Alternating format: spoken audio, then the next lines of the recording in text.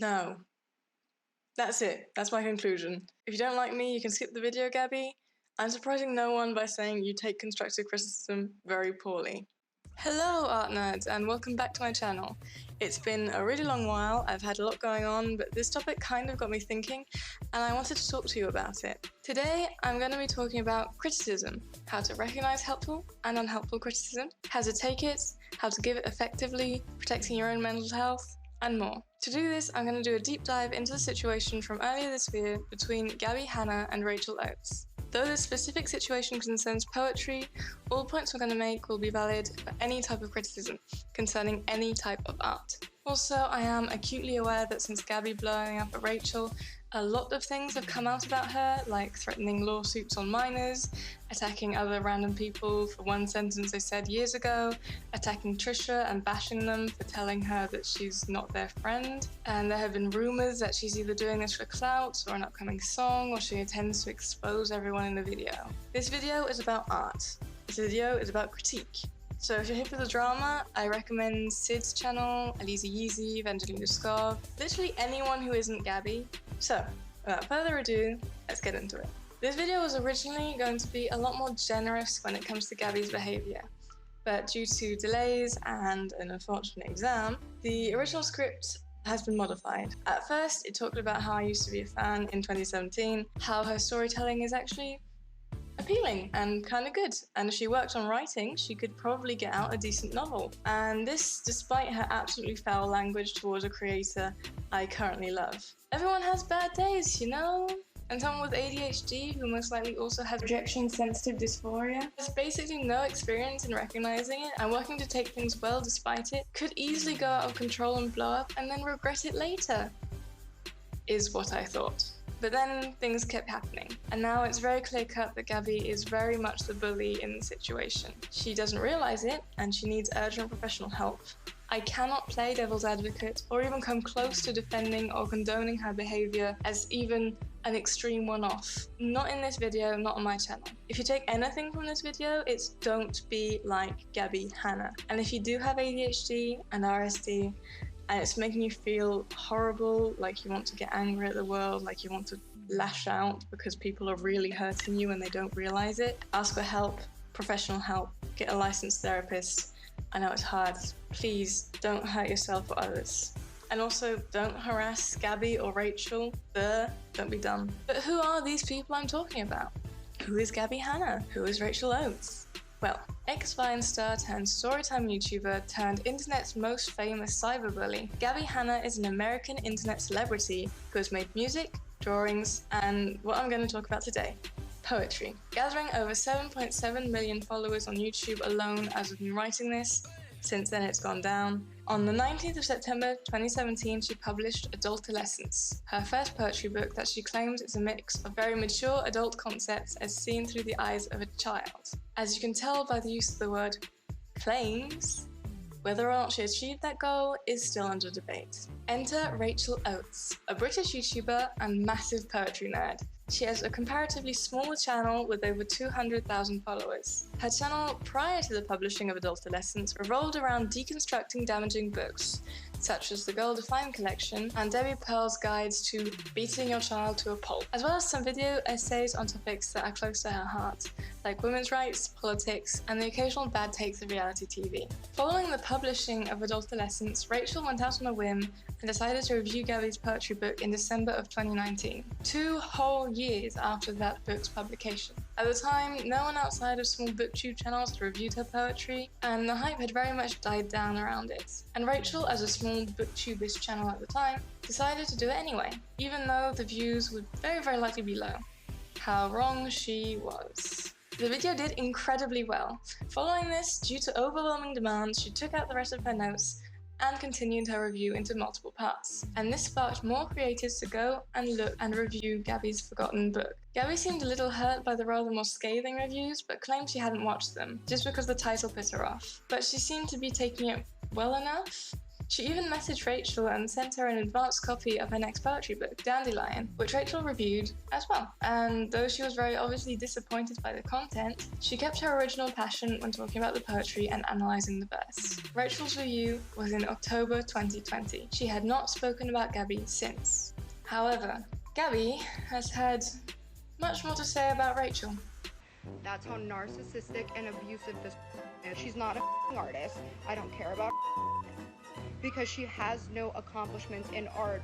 I accept my criticism from talented, smart people, not abusive, toxic, exploitative bullies on YouTube. I know that if I did anything like this, I would be called manipulative, sociopathic, narcissistic, attention hungry, money hungry, but that is far.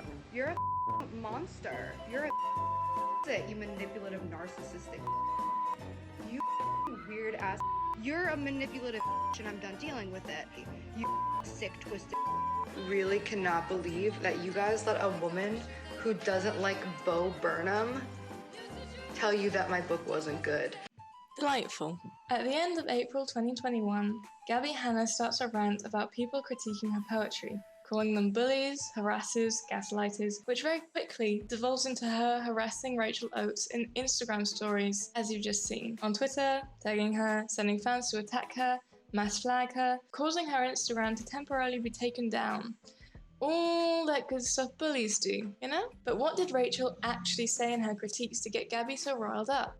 Well, in my opinion, not much. I do think that the structure and format of Rachel's critiques of Gabbie were probably the best way she could have actually made a critique. It was very professional, even though Rachel is neither a professional poet nor a professional critic. It was detailed, gave Gabbie credit when it was due, but didn't shy away from the problems that she identifies, not only addressing them, but in a lot of places actually proposing potential ways to explore fixing them, and gave poetic references to illustrate her point. She does inject her personal feelings into the video, but I feel that we can very clearly make the difference between objective technique critique and her subjective view. She tends to use phrases like "I'm so disappointed" or "I wanted this to be better," which make it easy to distinguish between her overall take and the pointed criticism. As such, I'll actually be using Rachel's videos to show how to give critique well, and how to make your advice easy and useful to grasp for people you're trying to help with critiques. So, how do you give critiques well? Point 1 I'd like to highlight is you need to try and be precise. If you have time, detailed pointed critiques are the most useful, a lot more than vague general ones, especially for beginners. If you tell a pro or an artist with experience that, for example, in a drawing the perspective's off, they usually have the resources and the know-how to go off and find tools to help correct it. Beginners a lot of times don't have those resources, so you often have to give it to them straight out. This leads to critiques that are 40 minutes long and, like Rachel's, are an absolute goldmine of resources, names, good poets, writing prompts, tips, and where to find learning platforms, all of which I, as a non-poet, had never heard of, but was pleasantly surprised to read and enjoy.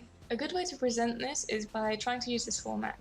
1. Point out a specific detail that is a flaw in the piece. For example, the right arm on your character is too long. 2. Explain how you noticed this and how they can notice it for themselves in the future. For example, you can tell that the arm is too long because when you place the arm next to their leg, the hand rests under the knee. In normal anatomy, the ends of the fingers will rest somewhere around the mid-thigh area. And 3. Give references, resources, and training exercises they can look at to help them explore this problem and work out their own way of combating it. Taking my example again, your style is quite close to this manga that has good anatomy. Try taking a page and simplifying the character to study poses, or do some life drawing to study real-life anatomy, so that then you can apply it to your style. Unsurprisingly, Rachel uses this format. Big critique of Dandelion is exactly the same as the last book.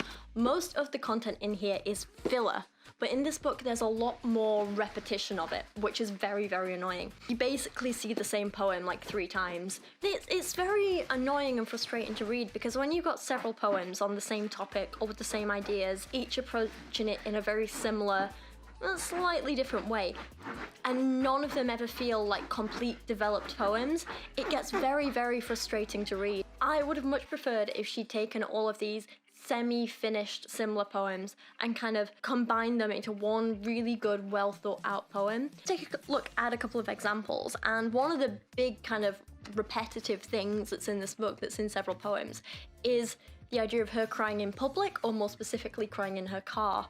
that's repeated throughout. The last poem on this topic of crying in public / your car that I do want to talk about in a little bit more detail is called Tinted, which again has an interesting, if slightly unoriginal idea, but at least I think it has a bit of potential. This one would really have benefited from an editor, and what I'd like to have seen is the ideas in this poem edited and combined with the ideas in the other poems to create one single solid poem about crying in public and your car and how that makes you feel. This is because it's a very simple, organised, easy to get your head around format that gives all the information you need to go off into the ether and look for solutions. As you get more experience, you have less and less need for the final part, though it's always interesting to discover new artists and see what you can learn from them. The next tip I would give as a critique giver is to be transparent about when you do or do not know how to fix things. It's okay to say, I can see the problem, but I don't know the best way to fix it. Oftentimes, problems with a piece of art are complex. Different problems play off each other in strange ways. Sometimes a multitude of sins are actually the product of the same root cause. Sometimes the solution is the incredibly frustrating, but always true saying, you need to get more practice in. Not only is it sometimes hard to see where the core issue is coming from, usually it's even harder to target and get rid of it. Though saying you see something wrong but you can't put your finger on the exact issue is sometimes difficult to swallow, it is much, much better than having to invent an issue or even pulling a solution out of thin air. Be transparent about your limitations. There is no shame in critiquing while not being perfect. The famous stupid defense, well, I'd like to see you do better, is really only mildly valid when the person coming at you has an inflated sense of their own skill to the point of farce, or is clearly using critiquing techniques as a way of veiling their insults. A lot of people of many different experience levels can be effective critics. And sometimes you can even recognize a problem because it's also present in your own work and it has been pointed out to you, but you haven't found a way around it yet either. If you came to someone in good faith with a critique of their work and they completely dismiss you immediately solely because of the quality of your work without examining what you said at all, they're the ones who are being unreasonable. The next point I would like to add is give good and bad if you can. Knowing what's particularly good can also be very useful. In critique, we often focus on what has been mishandled because that is the domain in which we can do the most good. We point out spelling mistakes in books, but we don't usually point out the difficult words that are spelled correctly. Well, in art, it's actually useful to point out those things. I can also dissect why they're so well done. Not only does it help mitigate the feeling of being overwhelmed by your flaws, it lets the person who is being critiqued know that this element is something that they've got nailed down as their strong suit. Another way of using this is when you notice a flaw in something that has been very well done in another piece of work. You can bring this other work by a professional to the table and say, what you've tried to do here is what this person did well here. Let's have a look at how this person did it so you can use it to try again. Again, many beginners have not yet learned how to dissect other people's work to extract all the knowledge they can from it. Important side point. You have to realize that when you are doing this, you do not expect the person you are critiquing to suddenly ascend to professional or even masterful standards, or even to look anything like the artists to which you are comparing them. The point is that these people are doing the thing you want to do well, and in this case, better than you, so you can learn from them. It is in no way telling you, you are not Michelangelo, therefore you are trash. The whole point of critique is that the critic believes the person can improve and could maybe do that faster with feedback and pointers. And if they don't, you basically have something on the sliding scale between a huge rant for entertainment purposes or a critique purely for the benefit of the audience and not the original author. See critiques of books like Empress Teresa or Onision books, whose tones vary from purely ripping those books apart for catharsis or using them as examples of what not to do for the viewers, as the authors have made it very clear that they will not listen to even the kindest advice. So my next point is that I feel personally that the best critiques can only be given if you know the person personally, so as to give them details that they need to progress fast. Now, for Rachel, this wasn't possible. She doesn't know Gabbie, so she instead opted for a more general critique, highlighting places Gabbie could do better and giving very detailed yet easy to understand explanations so it could benefit not only Gabbie, but also other aspiring poets who are watching the video, as they could recognize some of the elements she picked up on as something present in their own writing and strive to do better. It's a hugely useful tool to see what mistakes are common and different ways to go about fixing them. They're precious resources when you don't have a teacher or contacts in the industry who can help. The downside of this is it does mean that for Gabbie, There's no self-diagnosis of the problems. All of the critiques are specifically coming up because they are mistakes that are present in her work and do stand out as taking away from the quality of her poetry. She's getting told a whole lot of things she needs to fix all at once instead of something specifically tailored to her needs. And it is very easy for this sort of thing to be overwhelming, especially when critique addresses her whole book, so there's a lot to say. If someone unaccustomed to critique asks you for one privately, it's a good idea to ask them how they generally work, if they know yet, to take into account their general skill level and experience, to see if you can work with the biggest problems first, and tell them that that is the main core issue that they need to focus on. The others can wait. Omitting elements in a private critique for the good of promoting focus on one thing can actually really help someone overcome it quicker and not feel overwhelmed by the different things they have to do. Conversely, when giving public critique, the best option is usually to do as Rachel did. Take the time to calmly lay everything out with explanations and tips. The more you say, the more people can find it useful. Again, the idea is to be useful. But of course, to be useful, the person that you're talking to does have to take it as well as possible. This is when I'm getting into how to take criticism. I would say that there are two main things to be aware of when taking critique. One is whether you are reading a critique or an insult, and the other is whether you are in the right mental state for a critique to be useful to you. Starting with your state of mind, I've often seen people who have their work criticised lash out at the critic long before Gabbie's meltdown. That's because they usually conflate themselves and their self-worth with their art. Though it's not entirely a bad thing to be so emotionally invested in your work that it feels like it's a part of you, it's a bad thing if you don't have the capacity to make that a sliding scale. If you take all the faults in your art as personal slights, you will have a lot more trouble taking the useful, logical points due to your emotions running high from feeling personally attacked. That's what I think Gabbie is living through right now. I do believe that there is a large part of narcissism and entitlement there because of her becoming famous so young, but she's been using her ADHD as a shield during this whole fiasco, and, hear me out here, I don't think she's entirely wrong. See Gabbie, I lied. You're a tiny bit right? Though personally I haven't seen her mentioned specifically, RSD is something that is strongly correlated with ADHD. For those who haven't heard of it, RSD, or rejection sensitive dysphoria, is a mental condition characterized by rejection, or even the idea of rejection, being completely unbearable to the sufferer, and can lead to intense bouts of anger, rage, fear, or despair in the face of it. Criticism of your work can also be a form of perceived rejection, which would in part explain to us why Gabbie's reaction seems so unjustifiably violent compared to what is actually said about her. In her eyes, the mental anguish from simply reading Rachel's title could have been so severe that it does justify encouraging fans to send death threats, despite the fact that it is never the right thing to do. Of course, this is only one possible explanation for her behaviour, and because RSD is not an official diagnosis, more like shorthand for a bunch of symptoms that often pop up in patients with ADHD amongst others, Gabbie can't be diagnosed with this. Also, in no way does it excuse her behaviour, even if she does have RSD. So what's my point? To take critique, you have to be aware of your current frame of mind, especially if you are prone to reacting emotionally. If you are asking for critique, prepare yourself. Am I in a state where I will take this the best way possible? Am I sad? Am I angry because of something else that happened earlier in the day? Would I take their anger out on this person if they say something I don't like? Even if I won't, will I actually take any of their points into account if they feel they offend me? Sometimes you can't prepare because critique comes unprovoked, and you have to on the fly do a sort of wellness check on yourself. Basically, keep tabs on yourself to make sure you don't do anything stupid. My tip would be that if you feel the need to answer back and make excuses, a good idea is to leave that one in the drafts. In person, this is a lot harder to do, but as a lot of critique happens over the internet via video essay or text, one of the best things of this format is that it gives you the ability to pause if you get overwhelmed, or put down the conversation for an hour or two to calm your emotions down and then come back to it. I'm going to fully come out and say that that last one is exactly what I do. I identify as an oversensitive, anxious squid, and sometimes I am in no states to get anything useful out of a critique whatsoever. Even the nicest critiques can tear me open inside if I've had a bad day.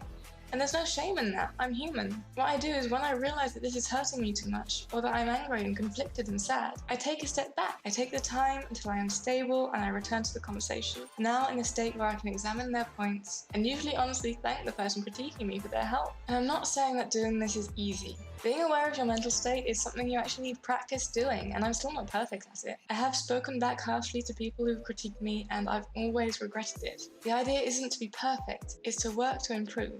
The second part I mentioned was actually examining the critique. You should be analysing critiques you get sent anyway, just to get as much as you can out of them. But sometimes it's also important to get the intention behind the other person's words and their capacity. Why? Because the difference between an insult, a critique, and an opinion is the difference between saying, this is trash, this is bad because of these reasons, and I think this is bad. And usually it's extremely subtle. Professional critics' reviews can often read like an unending stream of insults because the constructive part behind the line art looked like it was drawn in the dark with the artist's left foot after a vodka drinking competition is do better line art. They usually don't need to explicitly give the constructive part because they're talking to a professional and go off and work on it on their own. Of course, after having taken a small hiatus, because that sort of thing still stings a lot. But if you say the same thing to a beginner, it's no longer even slightly masquerading as a critique. It's just a full-out insult. This doesn't only reflect on the person critiquing you, it also talks about how you have presented yourself. For example, if like Gabbie, you presented yourself with a book that people have to pay for, the standard is so much higher than, say, someone with a blog who's just posting art for fun. Depending on where the person critiquing you is coming from, their threshold for what is a neutral and friendly critique will be different from the seasoned professional working for a big game studio, which will also be wildly different from 11-year-old Maisie who you told, be careful which side of the hand the thumb is on, but it's okay, you'll know for next time. The drawing's still great though. And now she's crying. This does mean that if you are new to critique, most of the useful critiques you will get will often seem harsher because even though the people who are good at giving critiques will try and work out your tolerance level and adapt to it, most of them will not know you, and they're using very little and unreliable information to work this out, like your age and general technique. Plus, some people are neuroatypical and have trouble working out what sounds offensive and what doesn't. Or more generally, some of us have a form of unintentional coldness that comes from the way we speak in real life but doesn't translate in tone to text. Basically what I'm saying is at the start some things will seem like insults even when they were written in good faith. My tip for this would be, unless the person is coming at you with some obvious stuff like, you'll never amount to anything, whatever you do, or swearing at you, assume good faith. And finally, one of the hardest things in taking critique is finding the tricky balance between standing up for yourself when unhelpful criticism comes along, yet still being open to useful tips. I have seen some very non-useful tips in my time. Stuff like, you just shade with the same colour, but with an extra black in it. Or, never use a reference picture, ever. And stuff like that can actually be very damaging to your progress if you take it to heart and use it to try and improve. And there are cases where it's not stuck up and not narcissistic to say, thank you, but no, my way is better. I'm going to keep doing it like this. But then if you do that, the scary thing is that I have also seen some extreme cases, not even Gabbie, actually in my personal life, of people who claim to be open to criticism, but cherry pick the parts that they agree with because they're the ones that they're technically already doing, and not only discard, but berate the criticisms that would be useful to them. It's really kind of sad to see, especially as it usually leads to someone stagnating utterly. And you compare their work from a year ago, 2 years ago, even 5 years ago, and there's no notable difference, even though there are hundreds or sometimes thousands of drawings between the two. But how do you know if a critique is valid or not? If something someone said seems a little odd to you, or they're pointing out a problem in something that you specifically studied, one option is to ask around, especially if you have friends who are in art school. A lot of classic techniques that aren't necessarily well known to a wider audience, or that aren't often put into words explicitly, are taught in art schools. So it could be a case of something sounding strange, but actually being completely true. For example, you see that white wall over there? Yeah, now it's a rainbow of light that you can't see yet. That is an actual real thing, and it sounds completely bananas. If you don't have knowledgeable friends to ask, you can snoop around on art YouTube. And finally, you can ask your critic to explain why and how the tip works. Ask them to clarify because it seems strange to you, and then examine it yourself as unbiasedly as you can. Often people who stagnate because they don't want to internalize critiques are the ones who claim to be open to criticism, but don't even consider re-examining their work with the criticism in mind. They don't take the time to test it out, they don't ask questions to understand it better, but rather ask questions to try and catch the person they're talking to in an inconsistency, so that they can look like the ones who are right. They're the ones who will come back and insult the critic's intelligence for not understanding their work. They are the Gabbie Hannas of this world. And again, no one wants to be Gabbie Hanna. So, to summarize, what have we talked about today about criticism? 1. Be precise and detailed when giving criticism. Explain where you can and give resources that the person can use to keep learning on their own. 2. Be honest about what you do and don't know. Don't pretend to know more than you do to give your critique more weight. 3. Try and adapt your critique style and content to the person you are critiquing and/or the people you are making the critique for. 4. When taking criticism, try and be aware of your emotions and remove yourself if it gets too much. 5. Keep an open mind and presume good faith even when critique hurts. 6. Have a critical eye on the critique itself and ask around if something seems unclear. Sometimes the beginning can be right, but they can also sometimes be wrong. And finally, 7, don't be Gabbie Hanna. That's it for this video. I truly thank you for watching until the end. The drawing that's been playing throughout this video is actually not only a redraw of the old 2018 drawing that you saw pop up in the corner at the start, it's also a Draw This in Your Style challenge I've put up on my Instagram. If you want to participate, I've left the rules in English, French and Korean in that post, so you can check it out at Muntokim. I've changed basically all my social media to Muntokim, hence the changes in signature and other stuff. If you like this video, be sure to like it with the button, because I like doing these and I want the confirmation bias that you like it too. And I also want to keep doing these sort of art/commentary/tip things and do it in relation to current-ish YouTube chaos. Also, subscribe if you want. I'm nearly at 100 subscribers, despite not having posted in 5 months. And in the comments, tell me about a critique story that you've lived through that was remarkable in any way. Good reactions, bad reactions, or send this video to someone who wants to give or take critiques better and wants pointers. So yeah, anyway, Emo, bye!